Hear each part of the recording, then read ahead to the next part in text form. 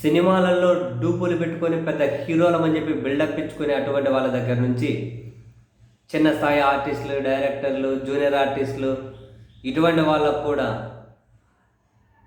Cinema పరిశ్రమ పరంగా ఎన్ని బొక్కబొర్రలు పడుతూ ఉన్నా, మోకాలు దూకపోయి పూతి పళ్ళు రాలిపోతూ ఉన్న సినిమాల పరంగా వీళ్ళకి ఇంకా బుద్ధి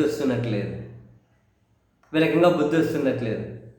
ఏదో మెగా కంపౌండ్లో ఈ హీరోను ఆ హీరో నమ్ముకుంటే చిన్న చిన్న పాత్రలు వస్తాయని చెప్పి ఏదో వాళ్ళని ప్రసన్నం చేసుకోవడం కోసం ఇష్టరీతిని మాట్లాడుతూ పోతుంటారు. వాళ్ళకే దిక్కు లేక ఒక సినిమా హిట్ లేదు ఇక్కడ. వాళ్ళకే ఏం దిక్కు తెలియట్లే. ఇదే పంత కొనసాగుతూ పోతే నువ్వు ఇంకా ఆస్కర్ రేంజ్ సినిమా తీసినా కనుక ఎవడు ఓటీటీలో చూసేవాడు ఉంటాడేమో. ఈ అతి చేష్టలు తగ్గించుకున్నంత వరకు ఎవడికేం పట్టేది మీరు అతి చేసుకుంటూ పోతూ ఉంటే. అంతేగా ఈ రాజకీయ స్టేట్మెంట్కు దూరంగా ఉన్నంతవరకు ఏమి ఇబ్బంది లేదు. వాళ్ళకే దిక్కు లేదురా బాబు అంటే వాళ్ళ నమ్ముకొని చిన్న చిన్న జూనియర్ ఆర్టిస్టులు అనబడే వాళ్ళు వీళ్ళ ఓవర్ యాక్షన్. ఈ 2-3 రోజుల నుంచి లేదు ఈ గబ్బర్ సింగ్ లేదా రౌడీల బ్యాచ్ అట. ఏదో వీళ్ళకి ఆయన హరిహర వీరమ్మలు హీరో వీళ్ళకు అభిమానం అయితే సంతోషమే, ఏమి ఇబ్బంది లేదు. పిలిచి భోజనం పెట్టాడు ఒక పూట అంటే సంతోషమే, తినండి పోయి.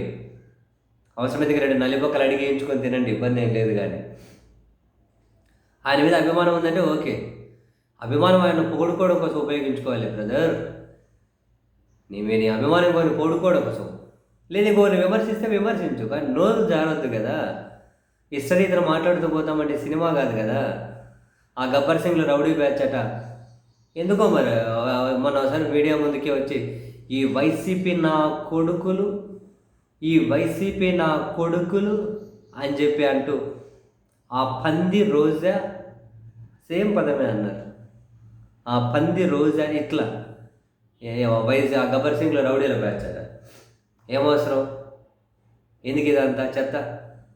ఇష్టరీతిలో మాట్లాడతారు. మీరేమో పంది అంటారు, ఇంకోటి అంటారు, నా కొడుకులు అంటారు, నా కొడుకు ఏదో అంటారు.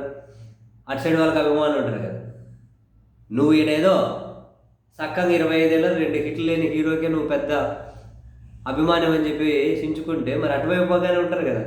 రాజకీయ నాయకులకు అభిమానం లేకుండా ఉంటారా? నాయకులకు అభిమానం లేకుండా ఉంటారా? ఆ జగన్మోహన్ రెడ్డి గారి అభిమానులంట ఫోన్ చేసి సుఖాలు చూపించారట. చివరికి పోలీస్ స్టేషన్కి వెళ్ళి కంప్లైంట్ ఇచ్చుకున్నారు. ఆ గబ్బర్ సింగ్ రౌడీల బ్యాచ్ అట. పోలీస్ స్టేషన్కి వెళ్ళి కంప్లైంట్ ఇచ్చుకున్నారు. తర్వాత బయటకు వచ్చి క్షమాపణలు చెప్పారు. కంప్లైంట్ ఇచ్చారట, వాళ్ళని తిట్టి చంపుతామన్నారట ఎవరు. మళ్ళీ ఆడ కూడా రాయలసీమలు కడపోళ్ళు అంటున్నారు. బయటకు వచ్చి క్షమాపణలు చెప్పారు. ఎందుకు ఈ దోలు, ఎందుకు గోక్కోవడం, ఎందుకు రక్తాలు గట్ట మందు పూసుకోవడం, ఎందుకు? మీ పని ఏదో మీరు చేసుకోవాలి కదా అయ్యా. బయటకు వచ్చి క్షమాపణలు అంట. అలా కాల్ వచ్చిన లేట్ పర్సన్ కూడా నువ్వు తప్పు మాట్లాడుతున్నావన్నా, వాళ్ళు పెద్దోళ్ళు ఏమైనా చూసుకుంటారని అన్నా మాకు లైఫ్ ఇచ్చిన పవన్ కళ్యాణ్ సార్ అని చెప్పి అన్నాము.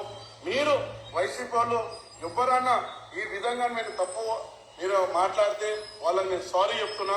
వైసీపీ కొడుకులు వాడినందుకు ఆ పదం నేను ఎంత తీసుకుంటున్నా, వాళ్ళకి సారీ చెప్తున్నా బ్రదర్. ఇలాగనే రోజా మేడంని మీరు ఎక్కడన్నా ఒక మొన్న 14 ఏళ్ళ అమ్మాయిని రేప్ చేసింది అన్నారు కదా, అలా విలవాడండి. టీడీపీ వాళ్ళని, జనసేనని, బీజేపీని రిలే చేయండి. ఆ విధంగా అన్నాడని ఎవరికైనా ఫ్యామిలీ ఈరోజు మీ ఫ్యామిలీకి వచ్చారు. ఈరోజు ఒక లెక్క, మా పవన్ కళ్యాణ్ ఫ్యామిలీ వస్తే ఒక లెక్క అయినది. మీకు దయచేసి చెప్తున్నాను, పవన్ కళ్యాణ్ ఫ్యామిలీని ఏమనుకున్నది. మా పవన్ కళ్యాణ్ సార్ నన్ను అనుమానం లేదు, నేర్పేయలేదు. ఈ రోజు కూడా నాకు క్లాస్ ఇచ్చాడు మా పవన్ కళ్యాణ్ సార్. అలా నువ్వు మాట్లాడదు సార్.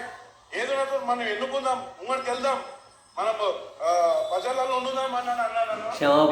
వైసీపీకి కొడుకులు అన్నందుకు సారీ అని చెప్తున్నాం కదా. అదే చేతులైతే సారీ చెబుతున్నారు. ఈ రోజు నాకు క్లాస్ ఇచ్చాడు మా పవన్ కళ్యాణ్ సార్. అలా నువ్వు మాట్లాడదు సార్. ఏదైనా మనం ఎన్నుకుందాం, ముంగడికి వెళ్దాం, మనం ప్రజలలో ఉండుదాం అన్నాను. నేను వైసీపీకి కొడుకులు అన్నందుకు సారీ అని చెప్తున్నాం కదా. 2 చేతులైతే సారీ చెబుతున్నారు. ఎందుకు ఆ నోటితో ఎందుకు బ్రదర్ అనడం, ఎందుకు సారీలు చెప్పించుకోవడం, ఎందుకు ఎత్తేట ఎందుకు, ఎత్తేట ఎందుకు?